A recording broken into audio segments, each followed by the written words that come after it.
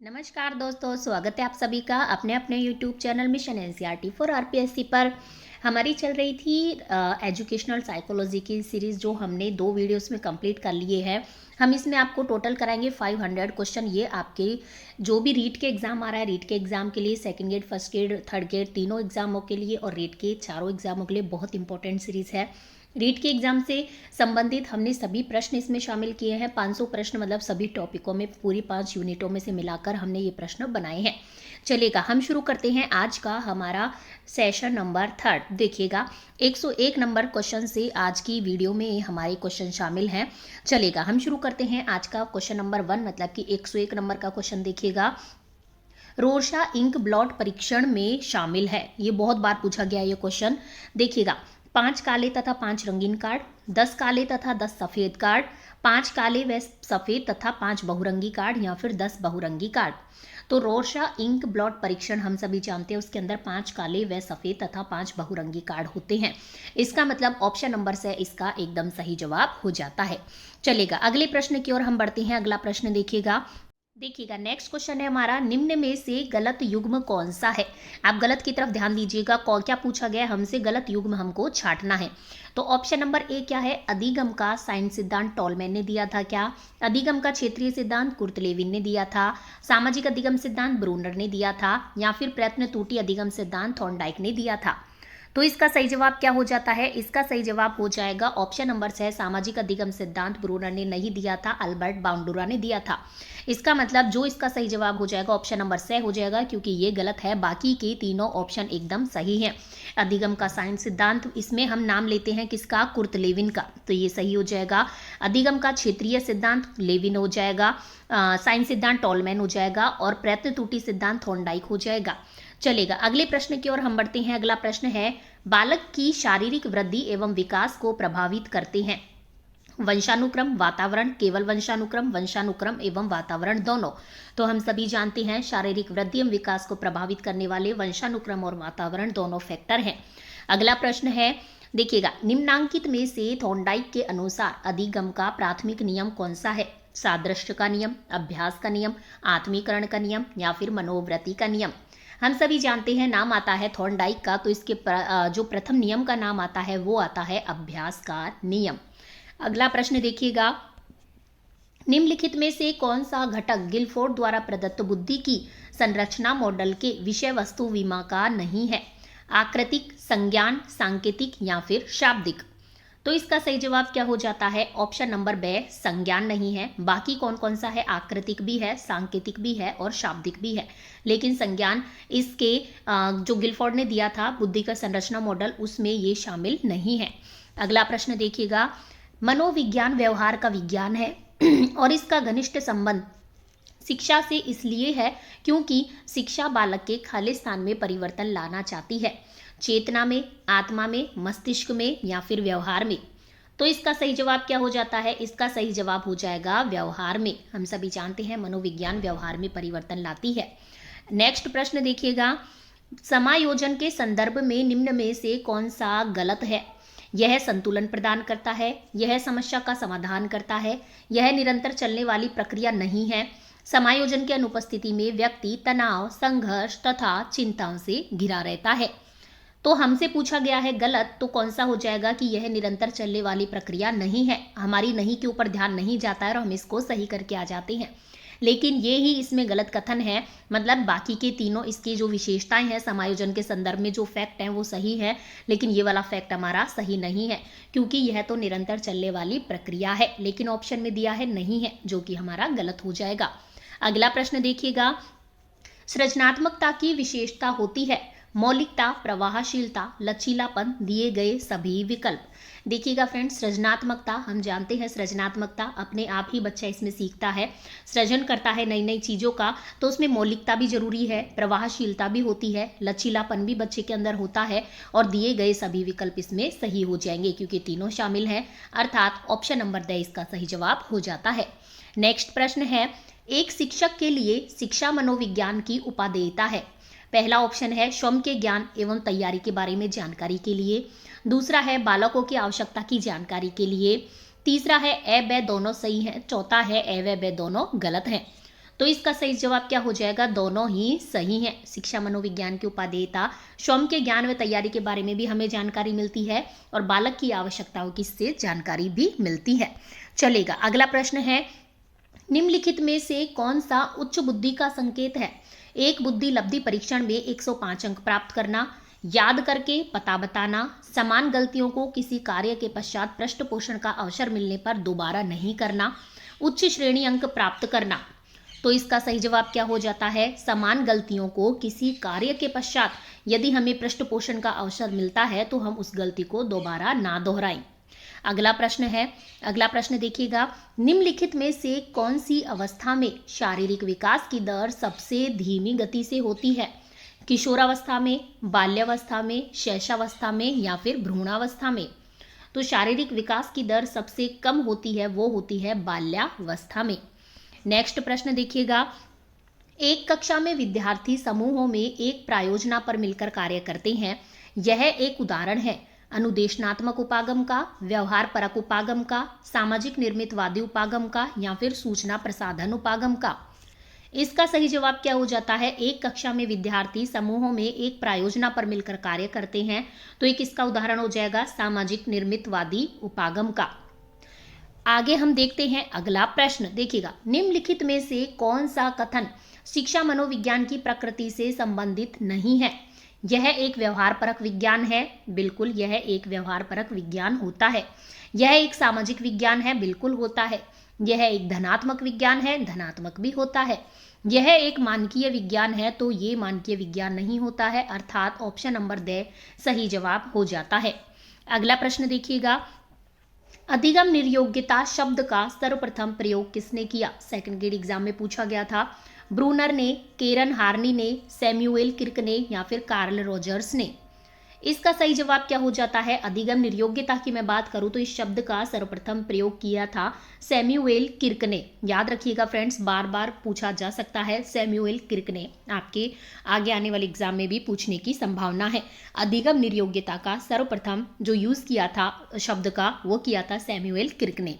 अगला प्रश्न देखिएगा, चिंपैंजी पर प्रयोग किसने किया? ये तो सभी को आता होगा जिसने भी थोड़ी बहुत साइकोलॉजी पढ़ी है। ऑप्शन भी बता देती हूँ, वाटसन ने, फ्रायड ने, कोहलर ने या फिर कुर्ट ने? इसका सही जवाब हो जाएगा कोहलर ने चिंपैंजी पर प्रयोग किए थे। अगला प्रश्न देखिएगा, व्यक्ति के व्यक्तित्व का अध्ययन करने की वह प्रविधि जिसके द्वारा उसकी जीवन शैली, व्यवहार, तौर तरीकों, विचारों और भावनाओं का अवलोकन किया जा सकता है, वो क्या कहलाती है? प्रश्नावली, वैयक्तिक अध्ययन, निर्धारण मापनी या फिर प्रक्षेपण? इसका सही जवाब क्या हो जाता है, वैयक्तिक अध्ययन। अगला प्रश्न देखिएगा, निम्नलिखित में से कौन सी मुख्य प्रक्रिया बांडुरा के सामाजिक संज्ञानात्मक सिद्धांत या अवलोकन अधिगम में सम्मिलित नहीं है? अनुभवात्मक, अवधानात्मक, धारणात्मक या फिर अभिप्रेरणात्मक? तो इसका सही जवाब क्या हो जाता है फ्रेंड्स, इसका सही जवाब हो जाएगा अनुभवात्मक है, जो कि इसमें शामिल नहीं है।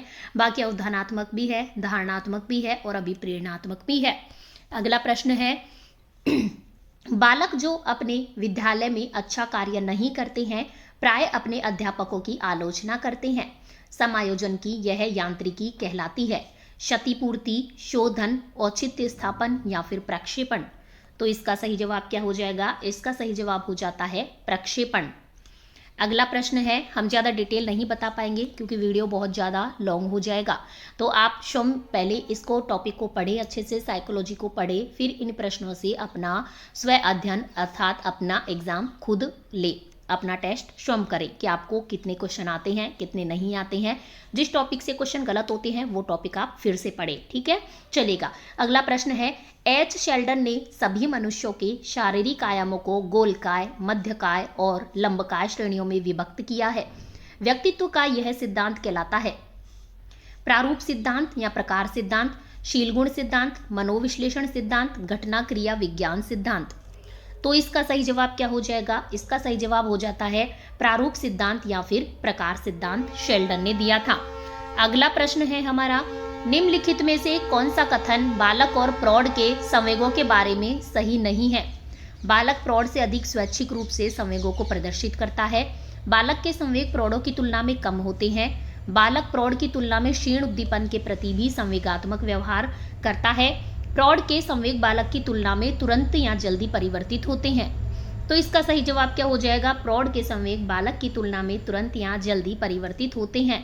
ये इसमें सही नहीं है। इसका मतलब है कि प्रौढ़ के संवेग बालक की तुलना में जल्दी परिवर्तित नहीं होते हैं। इसका मतलब ऑप्शन नंबर ए सही है कि बालक प्रौढ़ से अधिक स्वैच्छिक रूप में संवेगों को प्रदर्शित कर सकता है। बिल्कुल कर सकता है। बालक के संवेग प्रौढ़ों की तुलना में कम होते हैं। बालक प्रौढ़ की तुलना में क्षीण उद्दीपन के प्रति भी संवेगात्मक व्यवहार करता है। ठीक है, ये बाकी के तीनों ऑप्शन इसमें सही हैं। अगला प्रश्न देखिएगा। अगला प्रश्न है, टॉरेंस के सर्जनात्मक मापन के परीक्षणों में निम्नलिखित में से कौन सा कार्य संबंधित नहीं है? ऑप्शन नंबर ए है सामान्यतः वस्तुओं का असामान्य उपयोग। ऑप्शन नंबर बी है एक लंबी कविता को याद करना। ऑप्शन नंबर सी है चित्र निर्माण करना। ऑप्शन नंबर डी है पूछो और अनुमान लगाओ। तो इसका सही जवाब क्या हो जाएगा? एक लंबी कविता को याद करना। अगला प्रश्न देखिएगा। अगला प्रश्न है हमारा, निम्नलिखित में से कौन सा कथन एक बालक का एक व्यक्ति के रूप में विकास के बारे में सही है? ऑप्शन नंबर ए है विकास आनुवंशिकी का परिणाम है। विकास एक यादृच्छिक प्रारूप द्वारा होता है। विकास एक संचयी प्रक्रिया है। विकास के विभिन्न पक्ष पृथक है। तो इसका सही जवाब क्या हो जाएगा? इसका सही जवाब हो जाता है विकास एक संचयी प्रक्रिया है। ये इसका एकदम सही कथन हो जाता है। अगला प्रश्न देखिएगा। एक अध्यापक के लिए शिक्षा मनोविज्ञान का शैक्षिक निहितार्थ है बालकों या विद्यार्थियों को समझना, विज्ञान के नियमों का कक्षा में अनुप्रयोग करना, विद्यालय की समस्याओं का प्रभावी तरीके से समाधान करना, या फिर विश्व के बारे में स्वयं गलत संप्रत्यों को सुधारना। तो इसका सही जवाब क्या हो जाता है? बालकों या विद्यार्थियों को समझाना। तो एक अध्यापक के लिए शिक्षा मनोविज्ञान का जो शैक्षिक निहितार्थ है वो सबसे इम्पोर्टेंट क्या है कि बालकों या विद्यार्थियों को समझना, कि हम उन्हें समझ सकें कि वो उनको किस चीज़ की कमी है, किस वजह से किसी टॉपिक को नहीं समझ पा रहे हैं, जो भी उनकी समस्या है उसको हम समझ सकें। अगला प्रश्न है। अगला प्रश्न देखिएगा। निम्नलिखित में से कौन सा विकास का सिद्धांत नहीं है? विकास लंबवत न होकर वर्तुलाकार होता है। विकास क्रमबद्ध होता है। विकास निरंतर होता है। विकास मशीनी प्रक्रिया है। तो हम सभी जानते हैं, ऑप्शन से ही हम समझ गए हैं कि विकास मशीनी प्रक्रिया है। ये गलत हो जाएगा क्योंकि विकास मशीनी प्रक्रिया नहीं है। अगला प्रश्न है, देखिएगा। दो व्यक्तियों के मध्य होने वाली प्रतिक्रिया जो व्यक्ति के मानसिक स्वास्थ्य में सुधार लाती है वह क्या कहलाती है? निर्देशन, अंतःक्रिया, साक्षात्कार या फिर परामर्श। तो इसका सही जवाब क्या हो जाता है? परामर्श कहलाती है। अगला प्रश्न देखिएगा। अगला प्रश्न है, ब्रूनर ने बौद्धिक विकास की निम्न अवस्था बताई है। गामक अवस्था, प्रतिमापरक अवस्था, प्रतीकात्मक अवस्था, सभी। ये तीनों अवस्थाएं ब्रूनर ने बौद्धिक विकास की बताई है। इसका मतलब ऑप्शन नंबर डी इसका सही जवाब हो जाता है। अगला प्रश्न है, देखिएगा। रोहन बाहुबली की नवीनतम चित्रकथा की पुस्तक पढ़ रहा है क्योंकि वह यह देखने के लिए इंतजार नहीं कर सकता कि बाहुबली और उसके परिवार के साथ क्या घटित हुआ। यह सर्वोत्तम उदाहरण है केवल आंतरिक अभिप्रेरणा का, केवल बाह्य अभिप्रेरणा का, आंतरिक और बाह्य दोनों प्रकार की अभिप्रेरणा का, या फिर ना तो आंतरिक ना ही बाह्य अभिप्रेरणा का। इसका सही जवाब है ये केवल आंतरिक अभिप्रेरणा का उदाहरण है।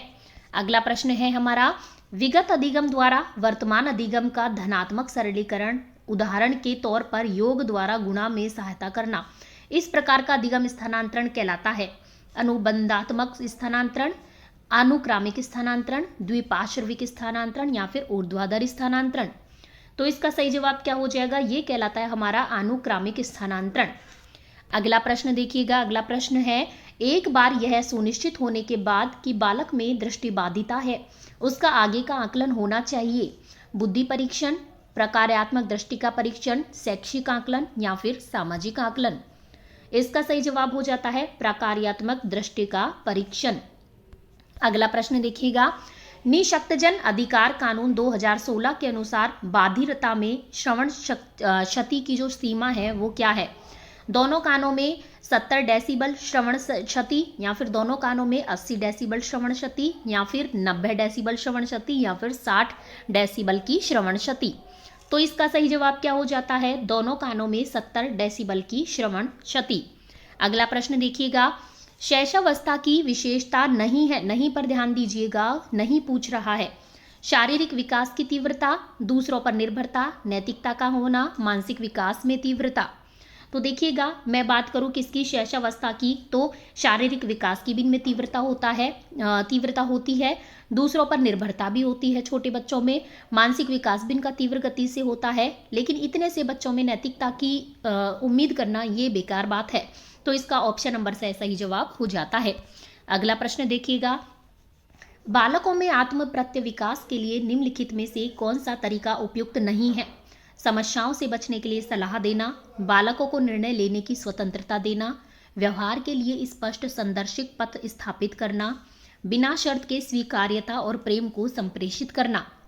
इसका सही जवाब हो जाता है समस्याओं से बचने के लिए सलाह देना, अर्थात ऑप्शन नंबर ए इसका सही जवाब हो जाता है कि कौन सा उपयुक्त तरीका नहीं है आत्म प्रत्य विकास के लिए, यही हमसे पूछा गया था।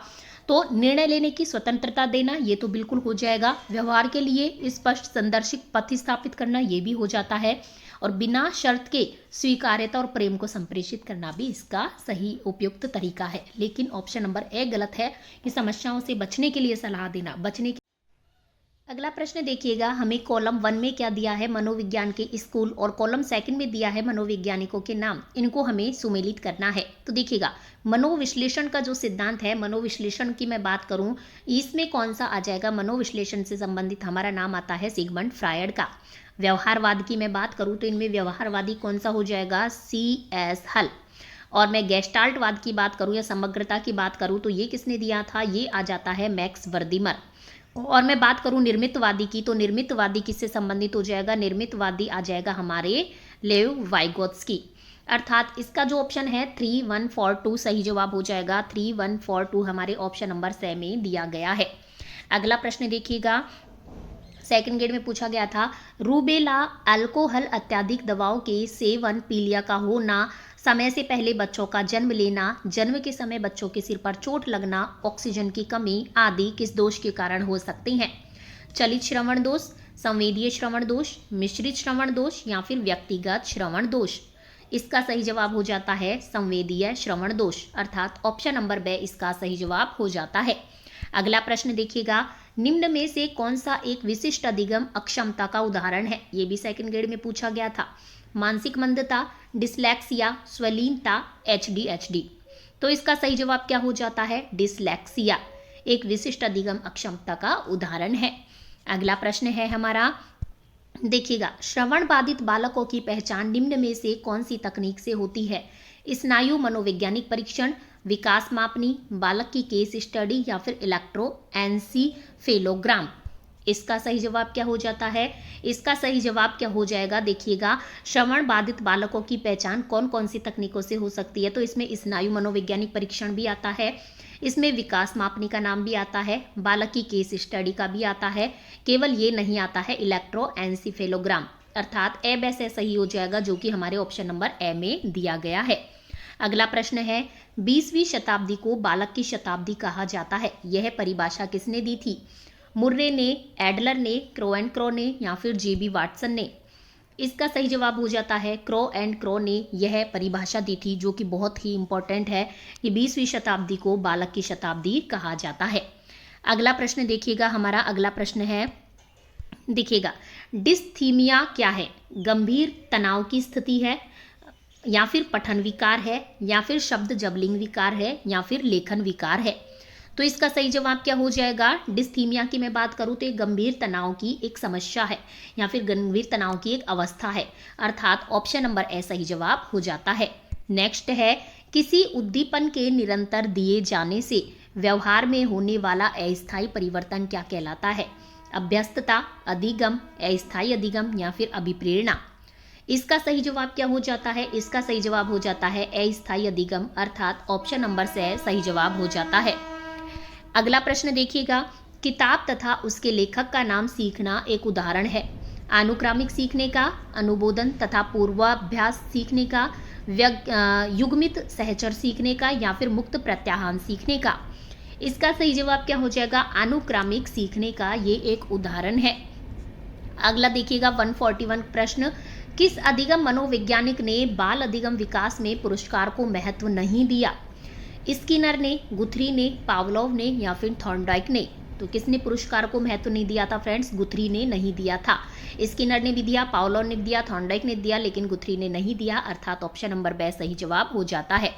अगला प्रश्न देखिएगा, व्यक्तित्व की प्रक्षेपण विधि कौन सी है? रोरशा शाही धब्बा परीक्षण, स्टैनफोर्ड बिने परीक्षण, डीएटी या फिर भाटिया परीक्षण माला परीक्षण? तो इनमें कौन सा हो जाएगा? रोरशा शाही धब्बा परीक्षण व्यक्तित्व मापन की जो है प्रक्षेपण विधियों के अंतर्गत आती है। अगला प्रश्न देखिएगा, गिलफोर्ड ने अभिसारी चिंतन पद का प्रयोग किसके समान अर्थ में किया था? बुद्धि, सृजनात्मकता, बुद्धि व सृजनात्मकता या फिर इनमें से कोई नहीं? इसका सही जवाब क्या हो जाता है? ऑप्शन नंबर बी सृजनात्मकता। अभिसारी चिंतन की जहां बात आती है नाम आता है सृजनात्मकता। इसका मतलब अपसारी चिंतन किससे संबंधित हो जाता है? बुद्धि से संबंधित। अगला प्रश्न देखिएगा, आपकी कक्षा में कुछ अति मेधावी छात्र हैं, आप उन्हें कैसे पढ़ाएंगे? कक्षा के बाद, उच्च कक्षा के साथ, समृद्धिकरण कार्यक्रम द्वारा या फिर जब चाहे? तो इसका सही जवाब क्या हो जाता है? उन बच्चों को हम कैसे पढ़ा सकते हैं? समृद्धिकरण कार्यक्रम के द्वारा। अगला प्रश्न देखिएगा, शिक्षण को रोचक तथा सार्थक बनाने के लिए सबसे अधिक महत्वपूर्ण क्या है? चार्ट है, पाठ्यपुस्तक है, कंप्यूटर है या फिर श्रव्य दृश्य सामग्री है? इसका सही जवाब क्या हो जाएगा? शिक्षण को रोचक और सार्थक बनाने के लिए जहां भी रोचक का नाम आता है हम यूज लेते हैं श्रव्य दृश्य सामग्रियों का। अगला प्रश्न आता है, शिक्षा मनोविज्ञान सहायक है स्वयं को समझने में, बालक को समझने में, मिश्रित विधियों के चयन में या फिर संपूर्ण शैक्षिक प्रक्रिया में? तो देखिएगा, स्वयं को समझने में, बालक को समझने में, मिश्रित विधियों के संपूर्ण शैक्षिक प्रक्रिया में, जितनी भी हम पूरी शैक्षिक प्रक्रिया करते हैं उसके अंदर हमारा शिक्षा मनोविज्ञान हमारी सहायता करता है, अर्थात ऑप्शन नंबर 23 का सही जवाब हो जाता है। नेक्स्ट है, भारत के संविधान का कौन सा अनुच्छेद शिक्षा के अधिकार का प्रावधान करता है? अनुच्छेद 19, अनुच्छेद 20 या फिर 21 के या फिर 32? इसका सही जवाब क्या हो जाता है? इसका सही जवाब हो जाता है अनुच्छेद 21 के। अगला प्रश्न देखिएगा, अगला प्रश्न है, किंडरगार्टन पद्धति का संस्थापक कौन था? फ्रीमैन, मोरियो मोंटेसरी, फ्रेडरिक फ्रॉबेल या फिर स्टीवेंसन? इसका सही जवाब क्या हो जाएगा? फ्रॉबेल है, अर्थात फ्रेडरिक फ्रॉबेल हमारे किंडरगार्टन पद्धति के जो है संस्थापक है। अगला प्रश्न देखिएगा, इस अवस्था को मिथ्या पक्वता का समय भी कहा जाता है। ये क्वेश्चन भी बहुत बार पूछ लिया गया है। शैशवावस्था को, बाल्यावस्था को, किशोरावस्था को या फिर प्रौढ़ावस्था को? तो मिथ्या परिपक्वता की अवस्था जो कहा जाता है वो किसको कहा जाता है? बाल्यावस्था को कहा जाता है। अगला प्रश्न है हमारा आज का आखिरी प्रश्न देखिएगा, मेरडिथ के अध्ययन के आधार पर कहा जा सकता है कि सामान्य रूप से उन परिवारों के बालक खालिस्तान होते हैं जो सामाजिक स्तर से ऊंचे होते हैं। कम स्वस्थ एवं विकसित, अधिक स्वस्थ एवं विकसित, अधिक स्वस्थ और कम विकसित, स्वस्थ नहीं पर विकसित? तो इसका सही जवाब क्या हो जाएगा? अधिक स्वस्थ एवं विकसित होते हैं, अर्थात ऑप्शन नंबर बी सही जवाब हो जाता है। तो मेरडिथ ने अध्ययन किया तो उसके आधार पर उन्होंने कहा कि सामान्य रूप से उन परिवारों के बालक अधिक स्वस्थ और विकसित होते हैं जो सामाजिक स्तर से ऊंचे होते हैं, तो वो अधिक स्वस्थ और विकसित अनुभव करते हैं। चलेगा, आज के हमारे 150 प्रश्न होते हैं फ्रेंड्स कंप्लीट, आज के 50 प्रश्नों को मिलाकर। अब हमारे 500 प्रश्न हमको कंप्लीट करने हैं, हमारी कुछ वीडियोस और बाकी हैं इसमें, तो आप बने रहिएगा मिशन एनसीईआरटी फॉर आरपीएससी के साथ। आप चैनल को सब्सक्राइब कर ले ताकि हम वीडियो डाले थे नोटिफिकेशन आपके पास पहुँच सके। चलेगा, हम मिलते हैं आपको अगले ही वीडियो में। धन्यवाद।